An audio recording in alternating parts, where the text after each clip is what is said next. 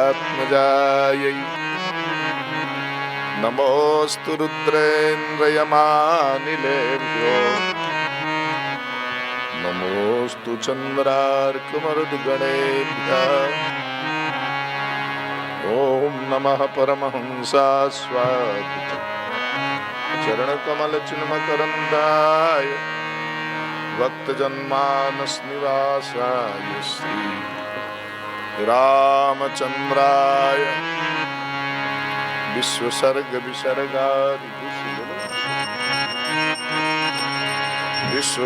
विसर्गादि नवलक्षण लक्षितम् श्रीकृष्णाख्यं परम धाम जगद्धाम नमामि तत् सिन्दूरारुणविग्रहां त्रिनयनां माणिक्यमौलिस्फुरत् तारानायकशेखरां स्मितमुखी मापीनवक्षोरुहां पाणिभ्यामलिपूर्णरत्नचषकम् रक्तोत्पलं बिभ्रतीं सौम्यां रत्नघटस्थरक्तचरणां ध्यायेत् परामम्बिकां मनोजवं मारुततुल्यवेगं जितेन्द्रियं बुद्धिमतां वरिष्ठं वातात्मजं वानरयूथमुख्यं श्रीरामदूतं शरणं प्रपद्ये। नमो धर्माय महते नमः कृष्णाय वेधसे ब्राह्मणेभ्यो नमस्कृत्य धर्मान् वक्ष्येत् सनातनान्।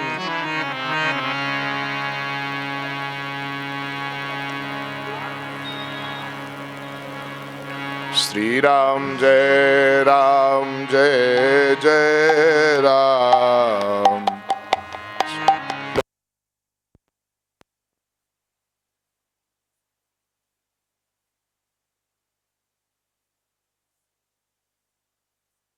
जय राम जय जय राम।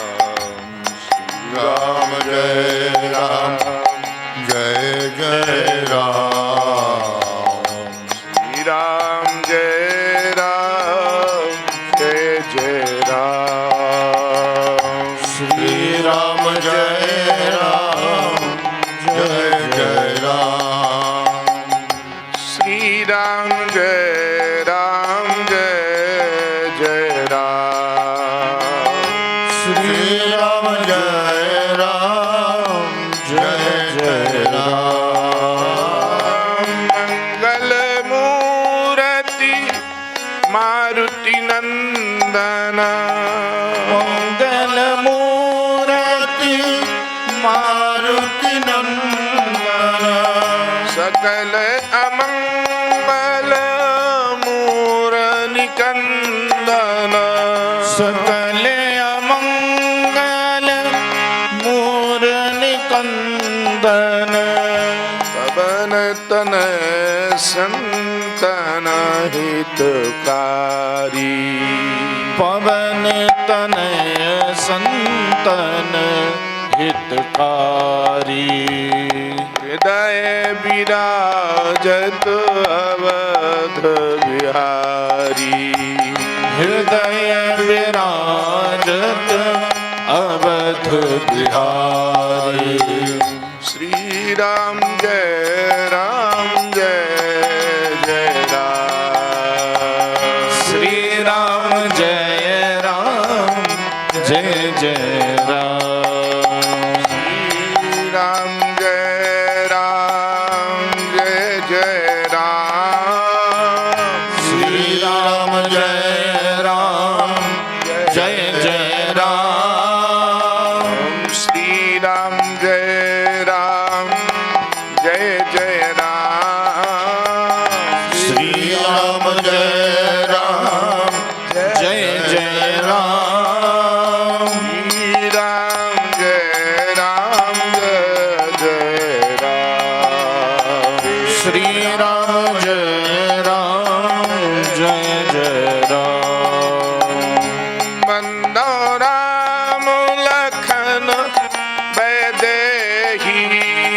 बंदो राम लखन में देही जय तुलसी के परम स्नेही जय तुलसी के परम स्नेही श्री राम जय राम जय जय राम श्री राम जय राम जय जय राम श्री राम जय राम जय जय राम श्री राम जय राम जय जय राम श्री राम जय राम जय जय राम श्री राम जय राम जय जय राम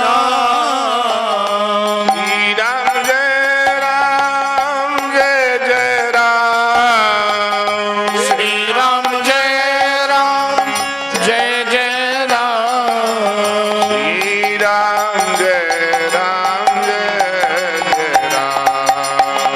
श्री राम जय राम जय जय राम श्री राम जय राम जय जय राम श्री राम जय राम जय जय राम श्री राम जय राम जय जय राम श्री राम जय राम जय जय राम श्री राम जय राम जय जय राम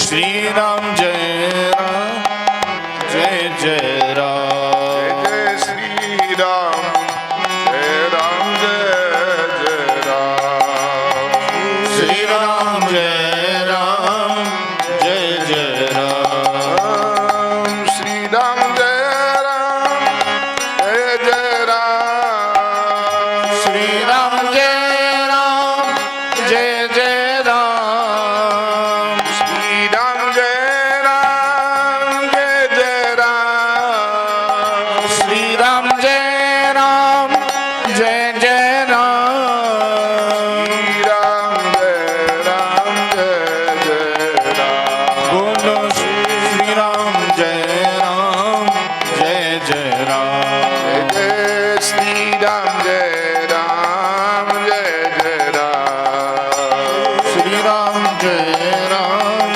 जय जय राम जय श्री राम जय राम जय जय राम श्री राम जय राम जय जय राम श्री राम जय राम जय जय राम श्री राम जय राम जय जय राम श्री राम जय राम जय जय राम श्री राम जय राम जय जय राम श्री राम जय राम जय जय राम श्री राम जय राम जय जय राम श्री राम जय राम जय जय राम श्री राम जय राम जय जय राम श्यावर रामचंद्र भगवान की जय श्री सद्गुरुदेव भगवान की जय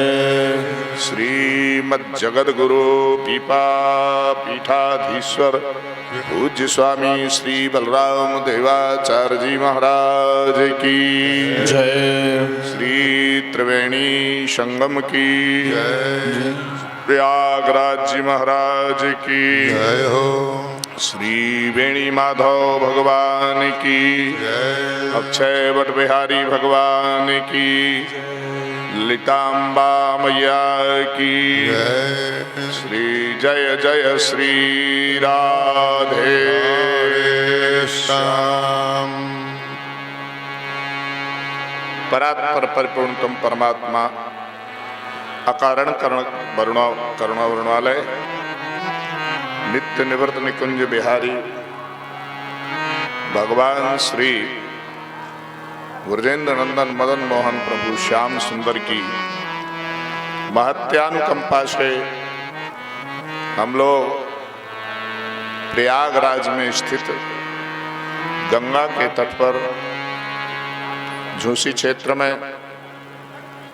श्री इस पावन दिव्य कुंभ मेले में उपस्थित रामकृष्ण नगर में, रामकृष्ण नगर खालसा में श्रीमद् जगद्गुरु पीपा पीठाधीश्वर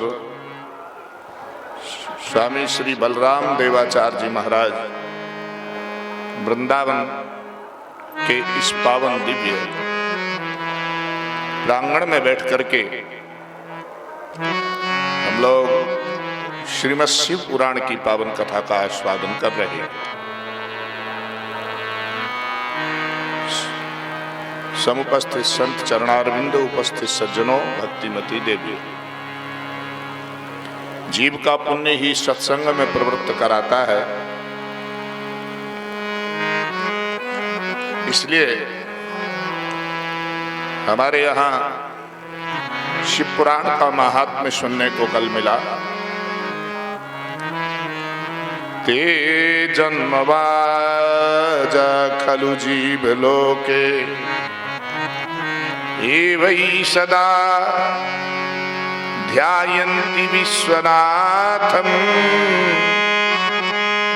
वाणी गुणानस्ततौति कथां शृणोति श्रोत्रद्वयं ते भवमुत्तरन्ति।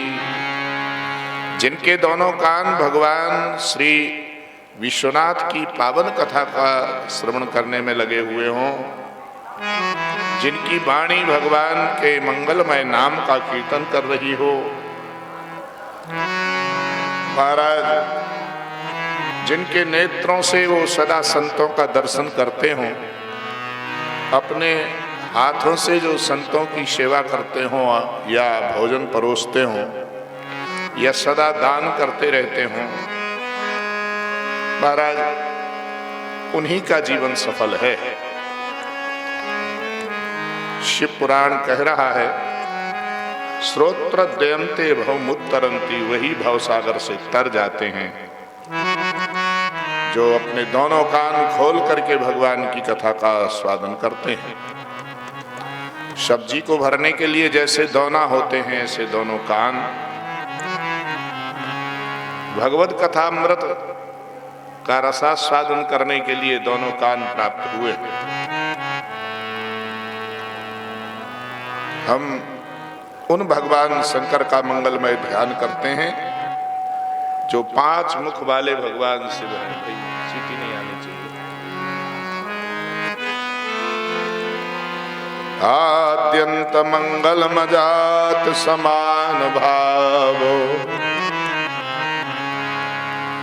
जो सदा मंगल की मूर्ति हैं, ऐसे मंगल मैं भगवान शंकर जो 5 मुख वाले हैं, ऐसे 5 मुख को धारण करने वाले और 5 मुखों में 3-3 नेत्र यदि लगाए जाएं तो 15 नेत्र वाले जो भगवान शंकर हैं, जिनके कंठ में स्वयं विषधर नाग विराजमान है, काल को भी जिन्होंने जीत लिया है, ऐसे काल पर विजय प्राप्त करने वाले भगवान अंबिका के स्वामी भगवान शंकर को हम लोग प्रणाम करते हैं।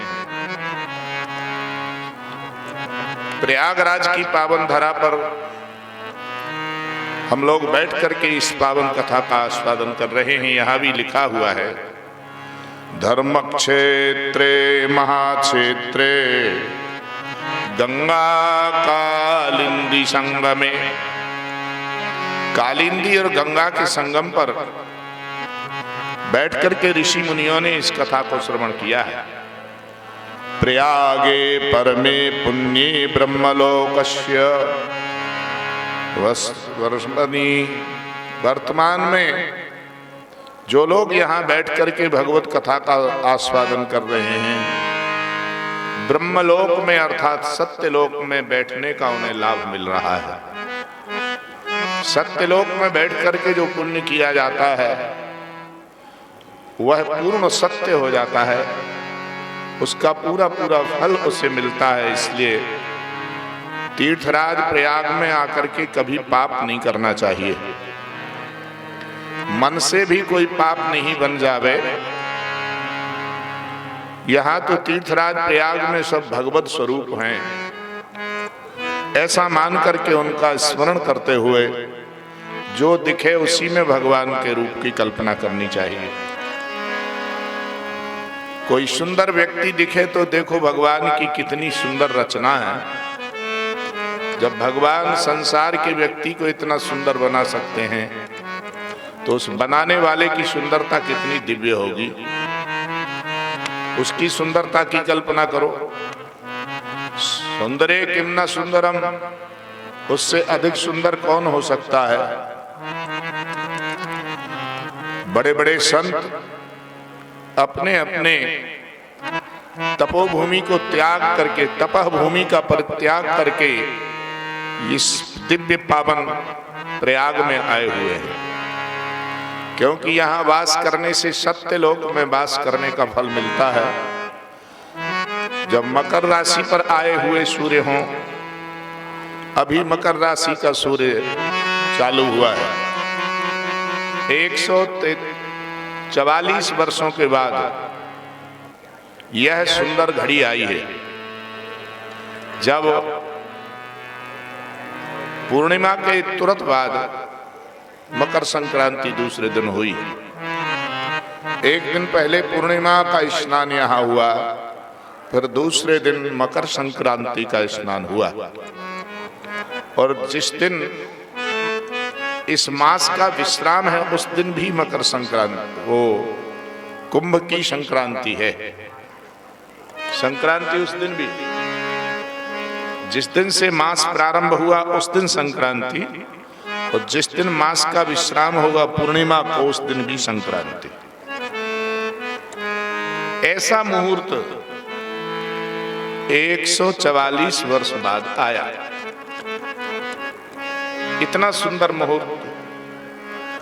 इस मुहूर्त में जो लोग पूरे महीने भर यहाँ वास करेंगे उनको साक्षात भगवान ब्रह्मा के सन्निधि में रहने का फल प्राप्त होगा।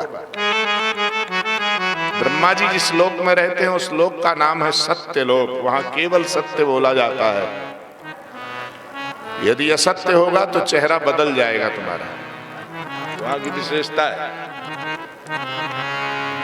आपके रूप सौंदर्य में अंतर आ जाएगा।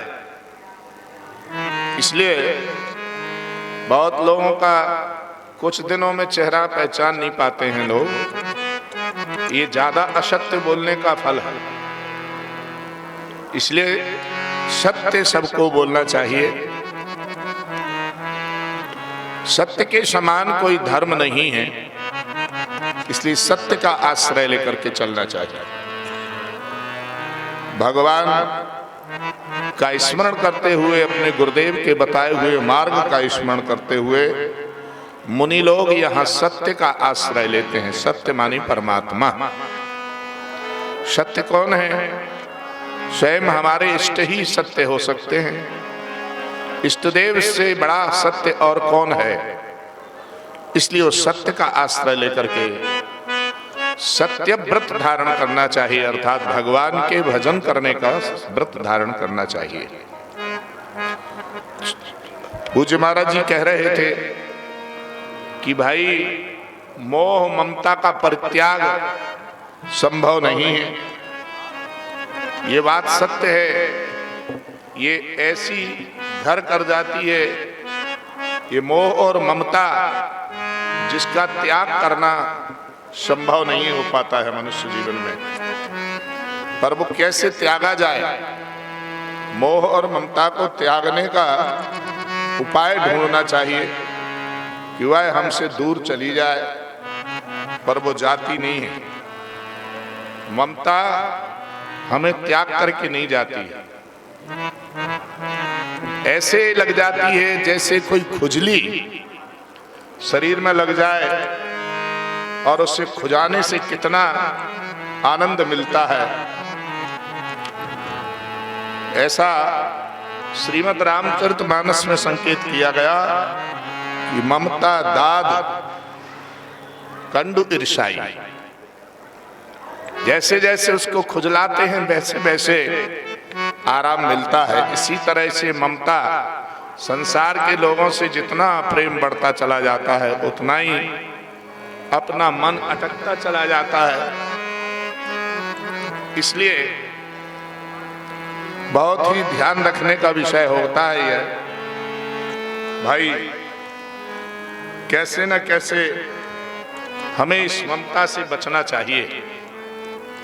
और ममता सहज में हमसे दूर नहीं होती है। हमको चाहिए कि भगवान नाम सर्वाधिक हमारे मुख से निकले, और भगवान का नाम जब हम बारंबार उच्चारण करेंगे, बारंबार भगवान नाम का कीर्तन करेंगे, तो अपने आप ये मन जो अनियंत्रित था वो नियंत्रण में रहने लग जाएगा। इसलिए हम लोगों को भगवान का ही स्मरण करना चाहिए हर काल में, सोते जगते बैठते हर अवस्था में भगवान का स्मरण करना चाहिए। क्योंकि मोह जो है वो मोक्ष का विनाश करता है, मोक्ष नहीं होने देता है। मोह का क्षय ही तो मोक्ष है। इसलिए हम उसमें बिना चाहे फंसते चले जाते हैं। हम चाहते नहीं हैं फिर भी मोह में फंसते चले जाते हैं। हम भगवान के मंगलमय स्वरूप का स्मरण करते करते भगवान के स्वरूप में अपने आप को लगाने का प्रयास नहीं करते हैं। जैसे संसारी में हमारा मन फंसता चला जाता है, ऐसे ही मन भगवान के रूप में, भगवान की माधुरी में, भगवान की लीला में मन फंस जाए, ऐसा प्रयास करना चाहिए।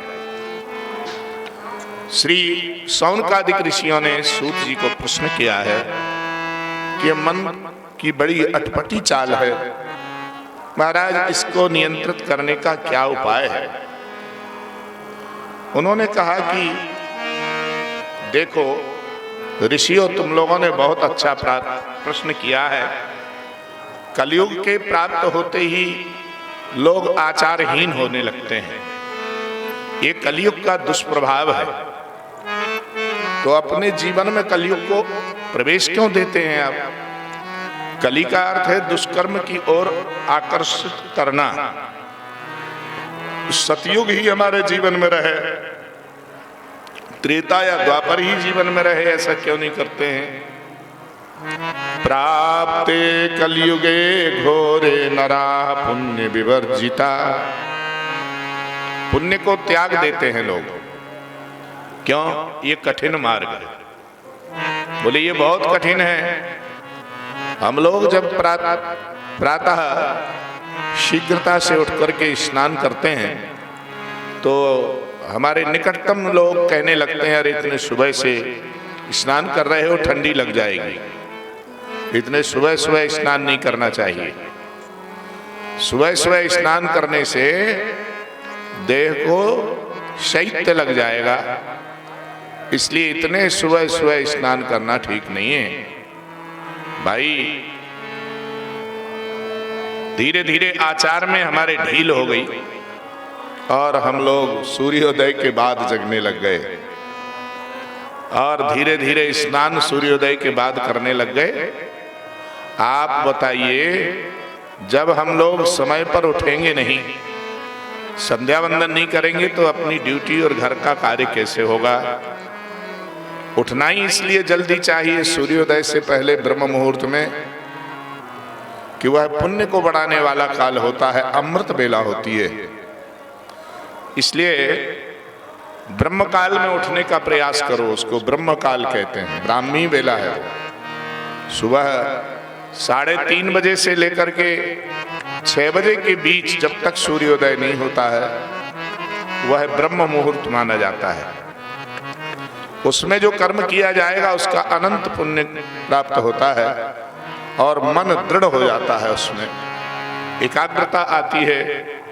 बैठ करके ज्यादा से ज्यादा भगवत कीर्तन करना चाहिए, भगवान नाम गुण गाना चाहिए। और प्रातः काल सब लोग अपना माइक खोल देते हैं 4 बजे से। आप लोगों को सुंदर सुंदर प्रातः स्मरण मंगलाचरण आदि भगवान नाम कीर्तन आप जहां रुके हैं वहीं भगवान के मंगलमय नाम का दिव्य कीर्तन चल रहा है। इसलिए उस कीर्तन का श्रवण करने से तुम्हारे श्रोत्र पवित्र हो जाते हैं। हमारे कान जो है संसार की विडंबना में न फंस जावे, इसलिए नित्य निरंतर कीर्तन लगा हुआ है। देखिए, ये नाम मुख से उच्चारण करने मात्र से मोक्ष की प्राप्ति होती है। मोक्ष का अभिप्राय होता है मन दुनिया से हट करके भगवान में लगाना, उसे मोक्ष कहते हैं। मन संसार से हट जाए और मन भगवान में लगने लग जाए तो समझ लो मोक्ष हो गया। संसार का मोह छूटना ही तो मोक्ष है, पर संसार का मोह नहीं छूटता है, मोह बढ़ता ही चला जाता है। हम लोग थोड़े समय के लिए 1 महीना कम से कम मोह और माया को त्याग दें, ममता को त्याग दें, और 1 महीने का यह अनुष्ठान लेकर के हम लोग यहाँ बैठे हैं, कितना आनंद मिलेगा। नित्य सत्संग का लाभ और नित्य भगवत कीर्तन का लाभ कानों से सुन करके प्राप्त होगा। एक बार की बात है, बड़ी अद्भुत बात। हमारे एक प्रेमी पूज्य स्वामी श्री विष्णु आश्रम जी महाराज के शिष्य थे। वो बरेली के रहने वाले थे। वो उधर मुरादाबाद के निकटतम क्षेत्र में, वह पीतल वाली नगरी मुरादाबाद के निकट, बहुत अच्छे व्यापारी थे वो। उनका मृत्यु काल निकट आया तो उनके युवक दोनों बेटे पूज्य स्वामी जी के पास गए और उन्होंने कहा कि महाराज जी, पिताजी का समय अब अंतिम लग रहा है, आप आदेश कीजिए, पिताजी को क्या करना चाहिए। तो उन्होंने कहा, बेटा आप दोनों बेटे हो उनके, पिताजी से कहो कि कम से कम भगवान का नाम उच्चारण करें। ठीक है महाराज जी, जो आपकी आज्ञा है। तो उनसे कम से कम दिन में 108 बार तो भगवान नाम का उच्चारण कराया करो। तो वो लोग गए, तो जाकर के उन्होंने अपने पूज्य पिताजी को बोला, महाराज जी का कहना है कि आप भगवान के नाम का उच्चारण करिए। तो बोले, हाँ बेटा बिल्कुल जरूर करेंगे। तो बोलो राम। तो वो सेठ जी बोले, बेटा ये नाम तुम ही लोग बोलो, ये नाम हमसे नहीं बोल रहा है।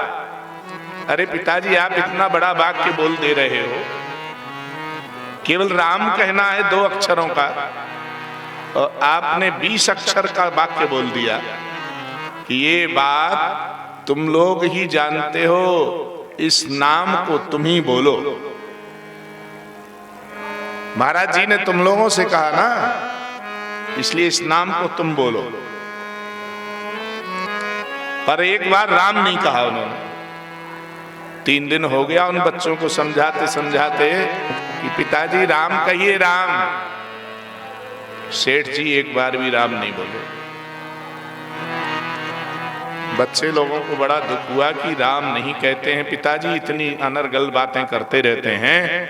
वो कहते हैं, बोलता नहीं है मेरे से बेटा, वृद्ध शरीर हो गया ना, इसलिए मेरे से ये नाम नहीं बोल रहा है। अरे पिताजी, केवल राम ही तो बोलना है। उन्होंने कहा, तुम बोलो ना।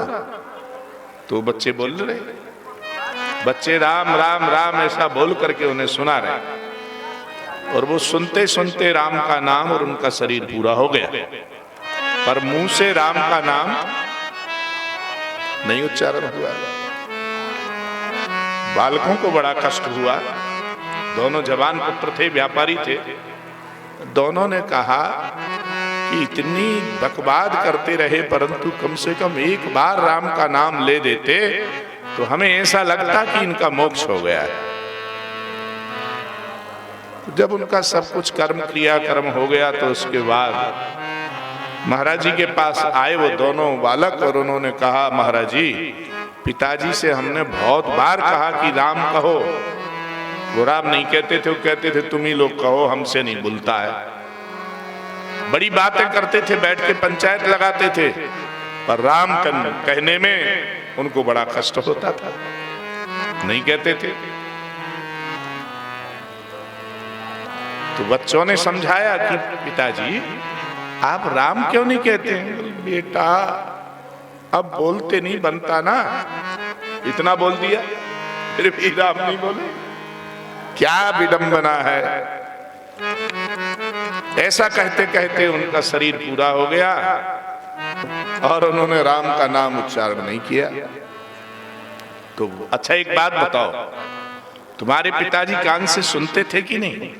बोले हाँ सुनते थे। जब तुम लोग राम कहते थे तो वो जवाब देते थे? बोले हाँ। तो इसका अर्थ है वो सुन रहे हैं। तो जब उन्होंने कान से सुन लिया राम का नाम, तो सुनने से उनका कल्याण हो गया। राम का नाम सुनने से कल्याण हो गया। आप लोग सुबह सुबह जगते नहीं हो, सब अपने अपने रूम में सोए रहते हो, सोते हो। बहुत लोग तो जग जाते हैं और जग करके लाभ लेते हैं उस ब्रह्म बेला का, उठ करके घूमते भी हैं। अमृत बरस रहा है, उस अमृत बेला में चारों तरफ अमृत की वर्षा हो रही है। कान खोल करके रखो, तुम कीर्तन कर पाओ या मत कर पाओ। यहाँ पूज्य महाराज जी ने 24 घंटे कीर्तन कराने का यहाँ संकल्प लिया है और बराबर निरंतर कभी भी रात में जाग के देखो कीर्तन चलता रहता है। शिलो स्वर में वॉल्यूम स्लो कर लेते हैं लोग और फिर भगवान का कीर्तन करते हैं ताकि आपको सोने में डिस्टर्ब ना हो। बहुत लोगों को कीर्तन से भी डिस्टर्ब होता है। अरे कीर्तन तो ऐसा है कि सारे दुनिया के दुखों को भगा देती है, सारी थकान को भगा देता है भगवान का कीर्तन। तो भगवान का नाम ऐसा है, उस नामक प्रभाव से तुम्हारे कान पवित्र हो गए। कान कैसे हो गए? पवित्र हो गए। और कानों के माध्यम से भगवान तुम्हारे अंतःकरण में प्रविष्ट हो गया। प्रविष्टा कर्ण रंध्रेण स्वानाम भाव सरोरहम धुनोति समलम कृष्णा। सारे मल तुम्हारे धुल करके नष्ट हो गए। भगवान कान के माध्यम से तुम्हारे अंतःकरण में चले गए। भगवान नाम कान के माध्यम से अंतःकरण की गंदगी को दूर कर दिया, धो करके रख दिया। जैसे साबुन से धो करके तुम पवित्र कर देते हो वस्त्र को, ऐसे ही भगवान नाम तुम्हारे हृदय को पवित्र कर देता है। भगवान नाम तुम्हारे अंतःकरण में प्रविष्ट हो जाता है। इसलिए प्रति प्राप्ते कलियुगे घोरे नरा पुण्य विवर्जिता दुराचार रता सर्वे सत्यवार्ता परामुखा। लोग सत्य की वार्ता नहीं करना चाहते, सत्य को व्यवहार में लाना नहीं चाहते हैं। क्या करना चाहते हैं? दुराचार रता। दुराचारी लोग आचरण विहीनता की चर्चा आपस में करेंगे, भगवान के विषय में चर्चा नहीं करेंगे। जब बैठेंगे तो दुनिया के संसार की बातें करना प्रारंभ कर देंगे। वो पुण्यहीन लोग परापवाद निरताः परद्रव्याभिलाषिणः। कैसे हैं कलयुग के लोग? आजकल जो चर्चा करते हैं वो पर द्रव्य के संबंध में बात करते हैं। कितना धनाढ्य हो गया, हमने देखा था मूंगफली बेचता था ये, तो देखो कितना बड़ा आदमी बन गया। क्यों भाई? एक सामान्य व्यापारी श्री अडानी जी ने अपना परिचय देते हुए कहा कि मैं एक सामान्य व्यापारी था, और आज क्या कितना बड़ा हो गया, क्या उसका नाम हो गया। वो श्री इंडिया टीवी में उनका परीक्षण हुआ तो उन्होंने अपना परिचय देते हुए कहा कि मैं एक सामान्य किसी कंपनी में काम करता था और मैं वहां से व्यापार करना सीखा और धीरे धीरे धीरे मैं छोटा सा व्यापारी था, आज कितना बड़ा हो गया, ये सब केवल मेरी माँ की कृपा है। तो उसने पूछा, रजत शर्मा ने उसको पूछा कि भाई माँ की कृपा कैसे है? बोली मेरी माँ सुबह 4 बजे से भगवान के नाम का कीर्तन करती है और उसका कीर्तन करना हुआ कि सब बच्चे उठ करके उसके पास आ जाते हैं और माँ कीर्तन करती है और बच्चे लोग, कोई मजीरा बजाता है, कोई नाचता है। ये रोजाना का क्रम है। आज भी बोले हमारे घर में ये व्यवस्था है, 4 बजे के बाद कोई सोता नहीं है। सुबह ब्रह्म मुहूर्त में जो उठ करके भगवान का भजन करता है, भगवान ही नहीं उसके घर में लक्ष्मी भी थिरिक थिरिक करके नाचती है। इसलिए भैया प्रातः ये संत लोग जल्दी जगते हैं। संतों के आगे पीछे देख रहे हो क्या कमाल है। इस संतों के साथ ये कमाल इसलिए हो रहा है क्योंकि ये प्रातः शीघ्रता से ब्राह्म मुहूर्त में भगवत कीर्तन करते हैं, भगवत गुणगान गाते हैं, भगवान नाम का स्मरण करते हैं, भगवत गुणों का स्मरण करते हैं, भगवान की स्तुति करते हैं। आप भी स्तुति करके देखो भगवान की सुबह सुबह, आपको अपने आप थोड़े दिन में लाभ हो जाएगा। कम से कम 1 महीना का संकल्प तो लो। 1 महीने यदि आपने नियम से ऐसा करके देखा, 1 महीने में ही तुम्हारी हालत सुधर जाएगी। पर लोग चाहते 1 दिन में ही सब कुछ मिल जाए। एलोपैथिक इलाज नहीं है ये, आयुर्वेदिक है। आयुर्वेद धीरे धीरे अपना प्रभाव दिखाता है पर समूल तुम्हारी दरिद्रता को नष्ट कर देता है। दरिद्रता कहां से आ रही है उसको विनाश करने का उपाय महाराज संत लोग बताते हैं। इसलिए भगवान नाम कीर्तन समूल दरिद्रता का विनाश करता है। अब लोभ में फंस गए हैं लोग। विप्रा लोभग्रस्ता वेद विक्रय जीविना। अब वेद सुनाने वाले भी लोभी हो गए। कथा सुनाने वाले, यहां लिखा है विप्रा लोभ ग्रस्ता, लोभग्रस्त हो गए हैं लोग। उन्हें लोभ आ गया है, इतना रुपया मिलेगा तो कथा सुनाएंगे। क्यों साहब, इतना नहीं मिलेगा तो हम नहीं आएंगे तुम्हारे। पैसा पहले ठहरा लेते हैं। वेद विक्रय जीविना। इसलिए ब्राह्मणों को लाभ इसलिए नहीं होता क्योंकि वो वेद का विक्रय करने लग गए। धनार्जनार्थ मध्यस्थ विद्या मद विमोहिता। केवल धन का उपार्जन करने के लिए लोग चल रहे हैं, विद्या दान नहीं करना चाहते हैं। वेद और शास्त्र का पाठ नहीं करते हैं लोग, केवल दिखावा करते हैं कि हम पाठ कर रहे हैं। पन्ना पलट देने से काम सोचते हैं हो गया। ध्यान रखिएगा, पन्ना पलटने से काम नहीं चलेगा। जब तक हम उसका अर्थानुसंधान नहीं करेंगे तब तक पाठ का लाभ नहीं होगा। पाठ करते समय उसका अर्थानुसंधान होना चाहिए। हम जो पाठ कर रहे हैं उसका अर्थ आ रहा है कि नहीं। अब लोगों को तो उच्चारण ही नहीं आता है, ऐसी उंगली कर देते हैं, ऐसे ऐसे ऐसे ऐसे सब हो गया पाठ। बड़ी समस्या है। विप्रा लोभग्रस्ता वेद विक्रय जीविनः धनार्जनार्थ मध्यस्थ विद्या मद विमोहिता। थोड़ा ज्ञान हो जाए तो लोगों को मद हो जाता है, हम पंडित हैं, हम ज्ञानवान पुरुष हैं। ऐसा नहीं होना चाहिए। आचार विचार को शुद्ध रखना आवश्यक है। ये कह रहे हैं प्रातः उठ करके नित्य प्रति स्नानोपरांत संध्या वंदन करना चाहिए। और नित्य संध्या करने का बड़ा सुंदर नियम है हमारे यहाँ। संध्या न करने से हम लोग बहुत से दुख पाते हैं। और ये शरीर तो दुखालय है, ये दुखों का घर है। जानते हैं यहां केवल दुख ही दुख भरे हुए हैं। इन दुखों से बचने के लिए भगवान नाम कीर्तन करते रहना चाहिए। महाराज, भगवान नाम कीर्तन करने से ये दुख भाग जाते हैं।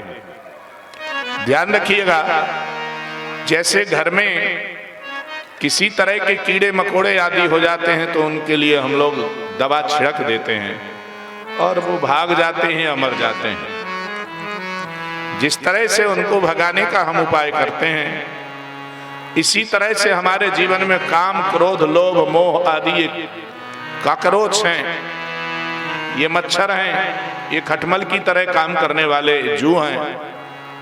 महाराज, इनको भगाने का उपाय क्या है? ये सब भग जाए, काम, क्रोध, लोभ, मोह, मद, मात्सर्य, अविद्या, इनका पूरा ग्रुप है। ये अपने ग्रुप के सहित आ जाते हैं। जहां कहीं आते हैं तो पहले काम आता है। सबसे बड़े भाई का नाम है काम, फिर उनके छोटे भैया हैं क्रोध, कामानुज क्रोध को कहा गया है। फिर लोभ आ जाता है।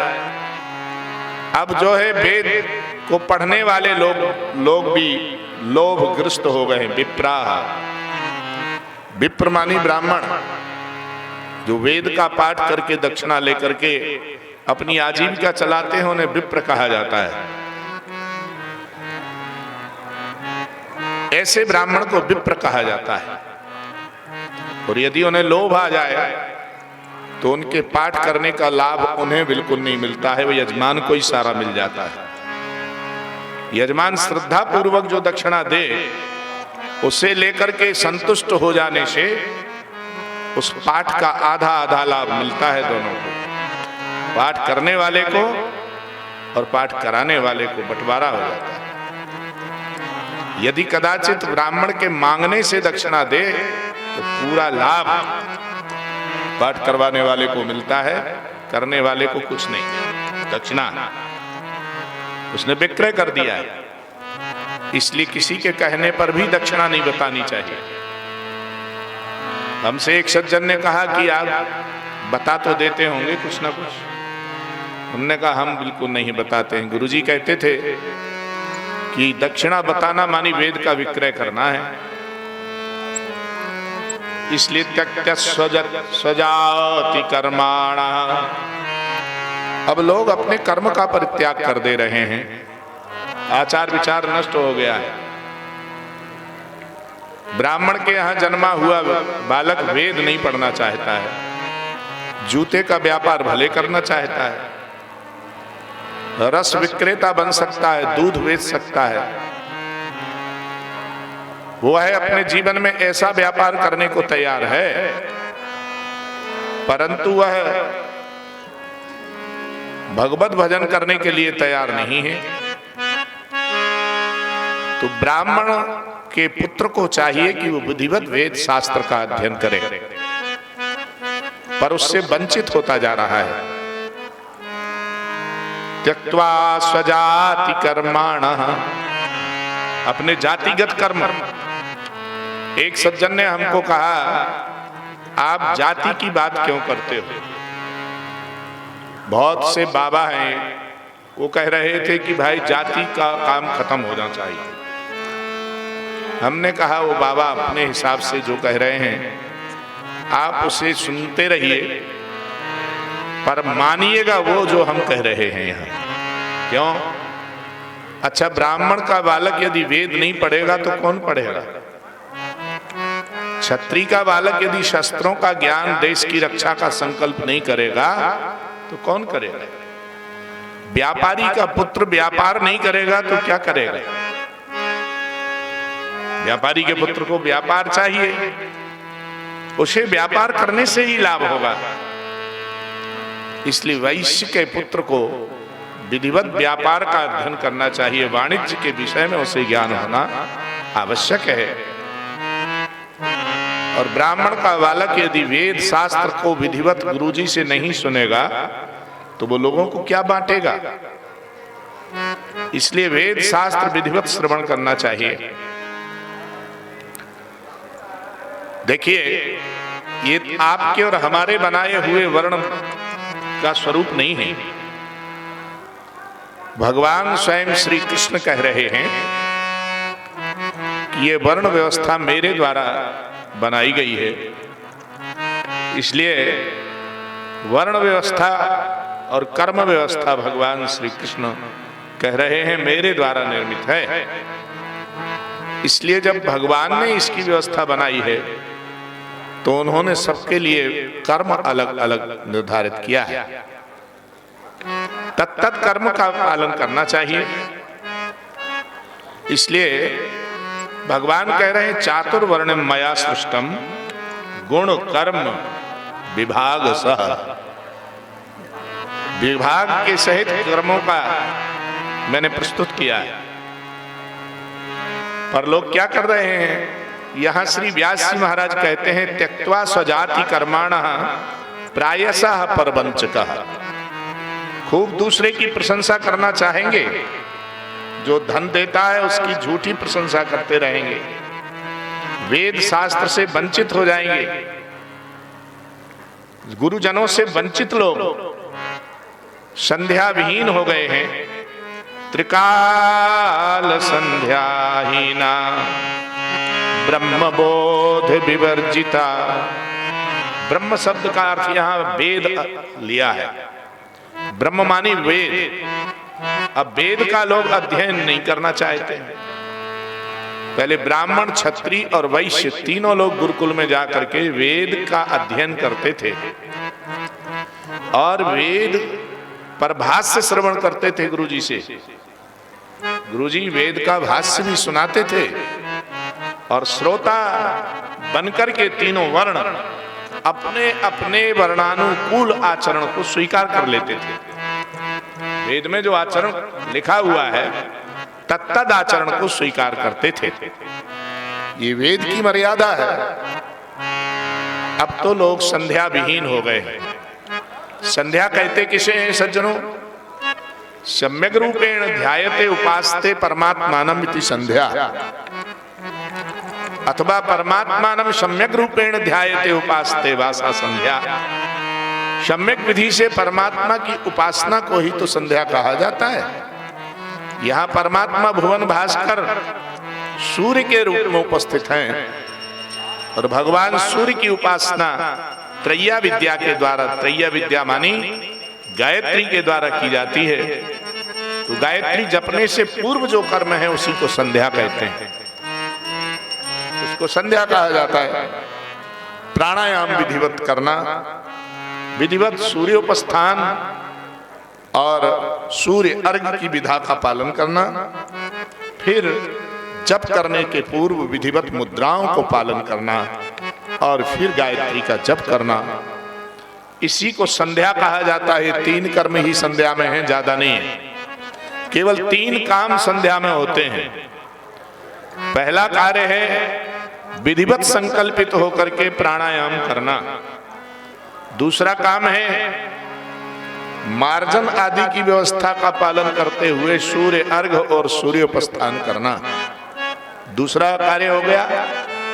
तीसरा कार्य है गायत्री का आवाहन करना और गायत्री का शाप विमोचन करके गायत्री जप करना, इसी को संध्या कहते हैं। संध्योपरांत गायत्री भुवन भास्कर भगवान सूर्य नारायण को समर्पित कर देना, ये संध्या है। भगवान सूर्य अपने समय से आते हैं और समय से जाते हैं, तो हम लोगों को संध्या भी अपने समय से करना चाहिए। हम लोग अपने समय से उठ नहीं पाते, अपने समय से हम लोग जाग नहीं पाते। सोने में बहुत आनंद आता है। इसलिए भाई हम लोगों को अपने समय से संध्या करना चाहिए। यहाँ कह रहे हैं त्रिकाल संध्या हीना ब्रह्मबोध विवर्जिता। ब्रह्म मानी वेद का बोध नहीं है। अब लोगों को वेद का अध्ययन नहीं चाहते हैं, इसलिए त्रिकाल संध्या संध्या हीना, संध्या से हीन वह वेद का अधिकारी ही नहीं है। सज्जनों, वेद का अधिकार तो संध्या वंदन देती है। जब हम संध्या वंदन ही नहीं करेंगे तो वेद में प्रवेश कैसे मिलेगा? अच्छा, आप एक बात बताओ, द्वार में से आप प्रवेश नहीं करेंगे और अंदर आ जाएं, ऐसा हो सकता है क्या? द्वार में से ही तो आना पड़ेगा, चाहे पीछे वाले द्वार से आओ, चाहे आगे वाले द्वार से आओ, आना तो द्वार में से ही पड़ेगा। ऊपर से तो टपक करके नहीं आ सकते ना, मार्ग से चल करके आएंगे तो आपको द्वार में प्रवेश करना पड़ेगा। इसलिए प्रातः कालीन द्वार पूर्व की तरफ है, पूर्वा संध्या, प्रातः काल पूर्व की तरफ मुख करके संध्योपासन करना चाहिए, और सायंकालीन पश्चिम पीछे की तरफ द्वार है। और मध्याह्न संध्या दोनों द्वार खुले हुए हैं और पूर्वाभिमुख होकर के सूर्य का अर्घ दिया जा रहा है। तो ये मध्याह्न काल है, दोपहर में तो कोई द्वार बंद रखता नहीं है। इसलिए संध्या के क्रम में इन बातों को जानना चाहिए। अदया पंडितम मन्या स्वाचार व्रतलोपका कृष्युद्य मरिता क्रूर स्वभावा मलिनाशया। अब दयावान लोग दया छोड़ रहे हैं, कोई कुछ किसी को देना नहीं चाहता है, आचार का लोभ होता जा रहा है। कृषि का उद्यम नहीं करना चाहते हैं लोग। पहले कृषि बैल से होती थी, तो कृषि में उत्पन्न होने वाला जो अनाज होता था वो स्वाद लगता था, उसमें स्वाद आता था। अब तो खेत को बैल देख ले, ये बहुत बड़ी बात है। अब बैल खेत को नहीं देख सकते हैं, न खेत बैल को देख सकता है। खेतों से बैल अपरिचित हो चुका है, अथवा बैल को लोग पहले ही कटवा देते हैं। कहाँ भारतवर्ष में जहां गौरक्षा होती थी तो गौरक्षा का काम समाप्त हो चुका है। अब कृषि होने लग गई यूरिया से युक्त। जहां यूरिया पड़ेगा वहां तो भाई जहर ही बोया जाएगा। तो जहर जब अनाज में डालेंगे तो क्या होगा? पंगत की हरि हाथ संतों से प्रार्थना है, विराजो विराजो विराजो। इसकी आवाज तो बिल्कुल कम है बाबा की। बाबा की आवाज खोल दो। हेलो। पंगत की हरि हाथ, आवाज चली गई। हेलो। कहां से होती है? सीताराम। पंगत की हरिहर रामकृष्ण नगर में संत भगवान पधारो। रामकृष्ण नगर में पंगत की हरिहर। सभी संत विराजमान हो जाएं। ये कह रहे हैं कि कृषि को अब जो है जहर युक्त पदार्थों के कारण खरपतवार को नष्ट किया जाता है। बोलो। ए माइक वाला कहाँ है भाई? आ गया।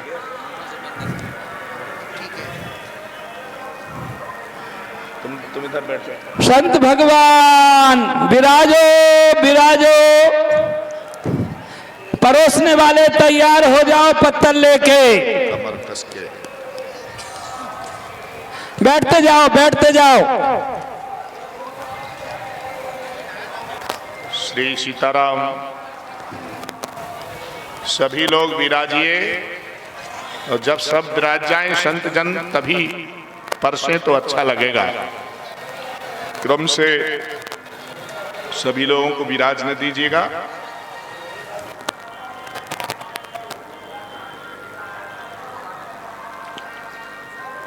धीरे धीरे सत्कर्म को करना चाहिए, ऐसा आदेश कर रहे हैं।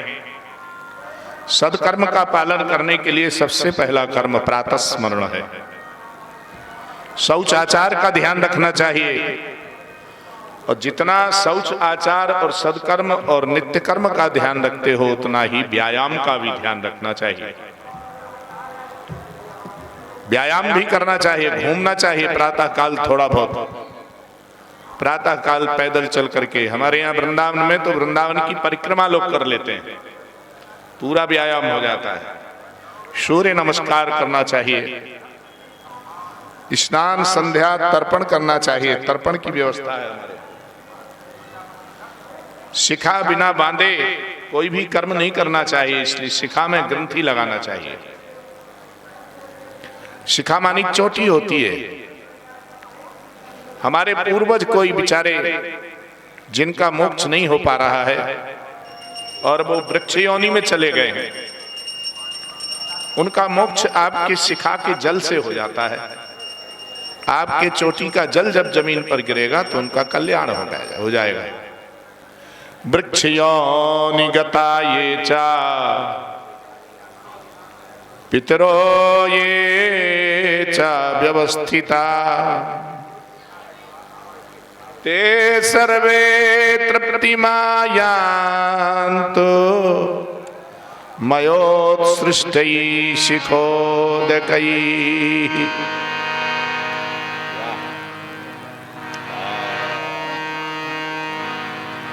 मयोत्सृष्टै शिखोदकैः।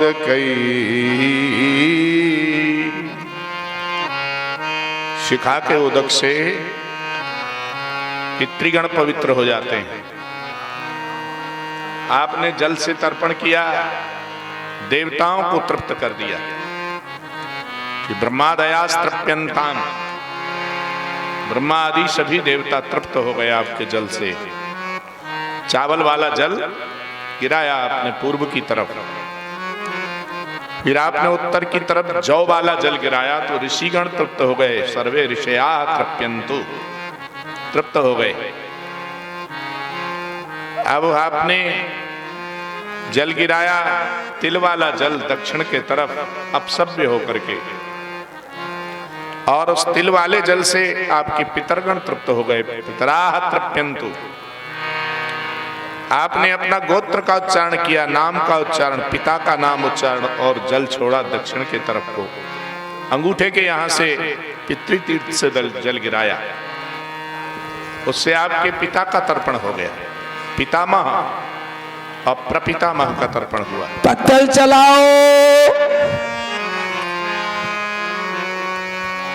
इसलिए समय समय पर तर्पण की व्यवस्था है।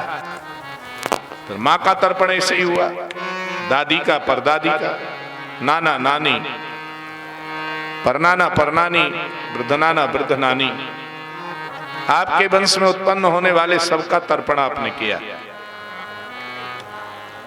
पर पशु योनि में, वृक्ष योनि में गए हुए पूर्वजों का भी तर्पण हुआ।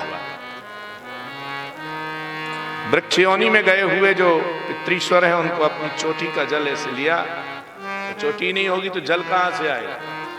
ऐसे खोल के उसका जल ऐसे निचोड़ते जाइए, और वो जल जब जमीन पर गिरेगा तो तुम्हारे वृक्ष योनि में गए हुए पूर्वज भी पवित्र होकर के भगवान के लोक को प्राप्त कर लेते हैं।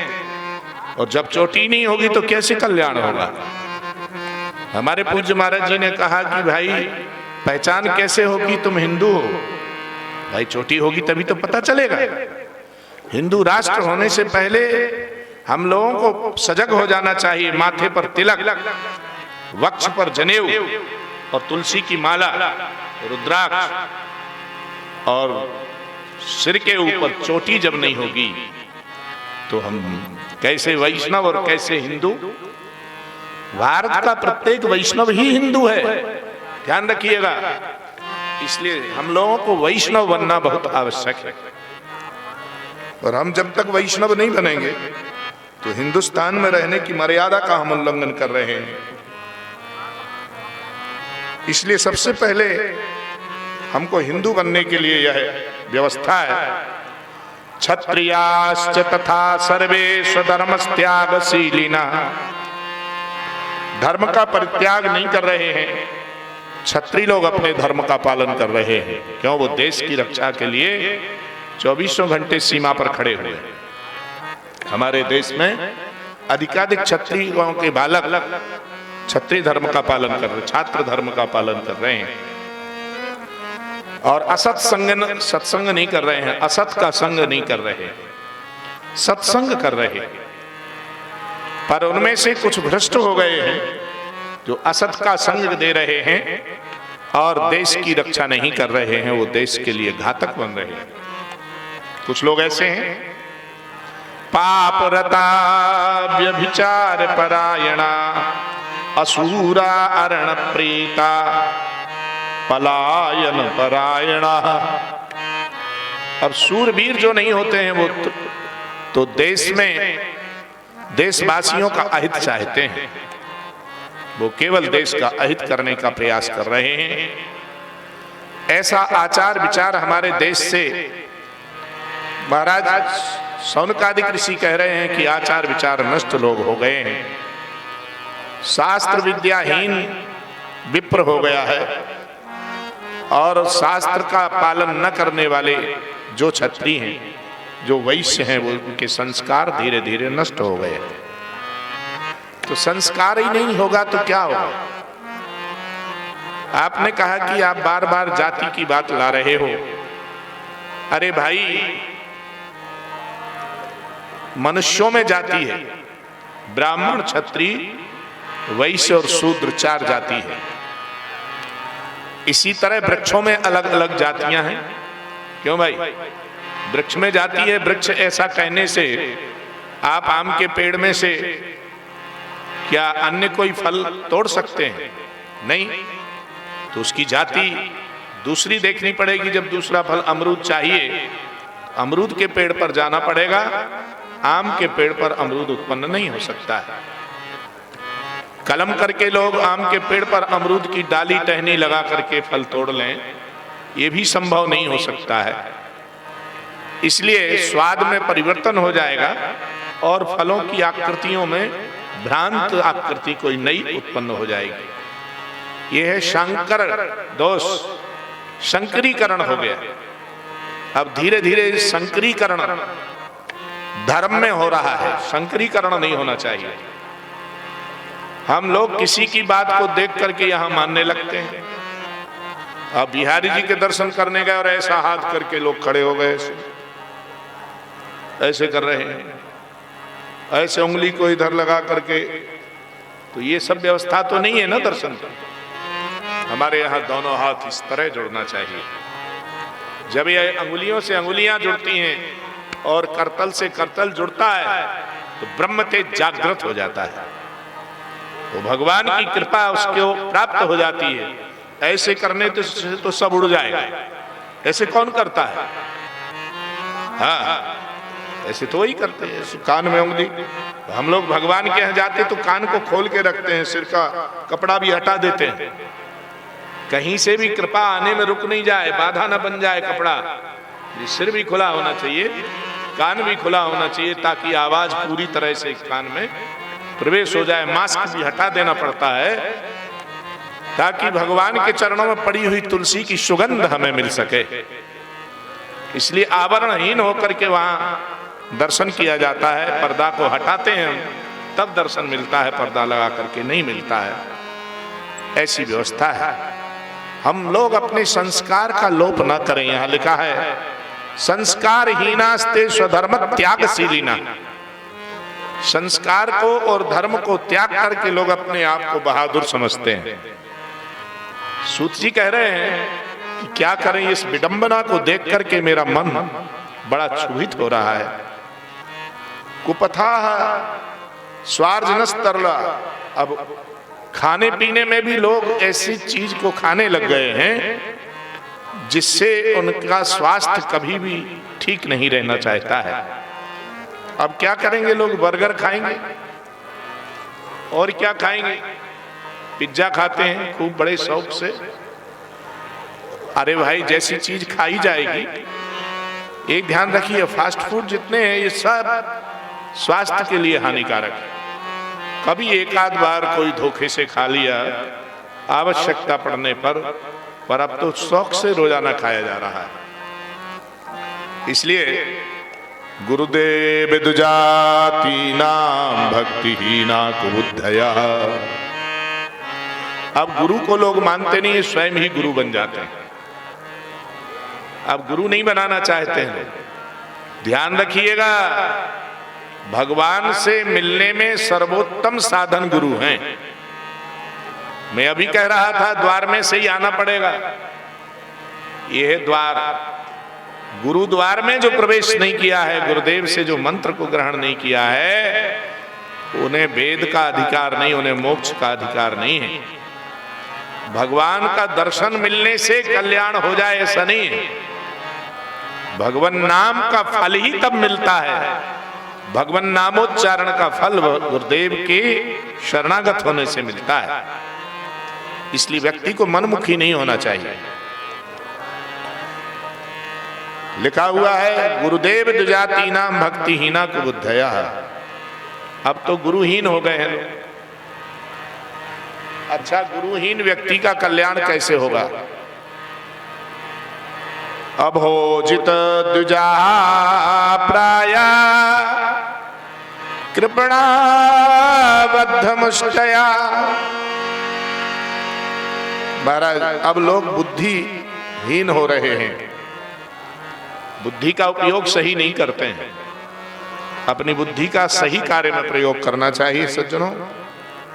कृपण होते चले जा रहे हैं लोग। क्यों? अब तो जन्म लेते ही हैं तो मुट्ठी बांध करके, कोई हाथ में से ले ना ले इसलिए मुट्ठी कस के बांध के रखते हैं। यह लिखा हुआ है, अभोजित द्विजा प्रायः कृपणा बद्ध मुष्टया। कृपण हो गए, अर्थात दान साधन नहीं। और मजे की बात, यह जीवन भारत भूमि में, जो ऋषियों की भूमि, विभिन्न अवतारों की भूमि, सनातन धर्म की भूमि और विश्व की अद्वितीय संस्कार और सृजन और तमाम तरह के उत्कर्षों से मंडित भूमि है, मोक्ष भूमि।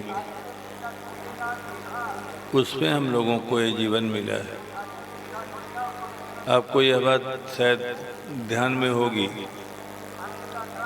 कि ये संसार जैसे जो भी हमारी पहुँच है, जो हमारे पास संसाधन है, जिनसे हम जीवन जीते हैं, विकसित होते हैं, अपने सुख की समृद्धि का संपादन करते हैं, सम्मान की समृद्धि और तमाम जो अपेक्षाएं हैं जीवन की, उसकी समृद्धि को, वो सब हमें मिला हुआ है। तो भगवान की दया से आपको ये बात ध्यान में जरूर होनी चाहिए कि संसार इतना बड़ा है जिसका कोई और छोर नहीं। हम अपने 2 कमरों को, 2 वस्त्रों को और भी जो उपयोगी 2-4 संसाधन हैं उन्हीं को देखते हैं, सहलाते हैं, उनकी परिगणना करते हैं, उनकी सुरक्षा की चिंता। लेकिन आपको और हमें सबको ये ध्यान होना चाहिए कि इतना बड़ा बड़े संसार, इसका निर्माण कैसे हो गया।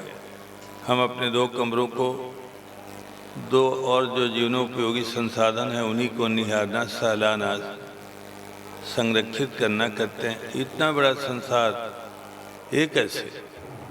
तो अपने शास्त्रों में पढ़ाया जाता है, उसको आपको सुनाऊं कि जिससे ये भूत उत्पन्न होते हैं, ये तो वा इमानी भूतानी जायन्ते, जिससे ये भूत उत्पन्न होते हैं। ये तो माने जिससे, यत शब्द से का ही रूप है ये तो वा ईमानी माने ये भूत उत्पन्न होते। भूत माने भूत प्रेत नहीं। भूत का अर्थ है यहाँ पर पृथ्वी, जल, तेज, वायु और आकाश है, इसको भूत कहते हैं। हम लोगों का भी शरीर पंचभौतिक है, नहीं बोलते हैं, पंचभूतों से बना हुआ है। प्राय यहाँ जो बैठे हुए सज्जन हैं उन्होंने कई बार सुना होगा, क्षितिजल पावक गगन समीरा पंच रचित अति अधम शरीर, 5 इन भूतों से हमारा शरीर उत्पन्न है। जब आप भोजन बनाते हैं, कपड़ा बनाते हैं, पोशाक बनाते हैं और भी कई तरह के करते हैं संपादन, तो वो भी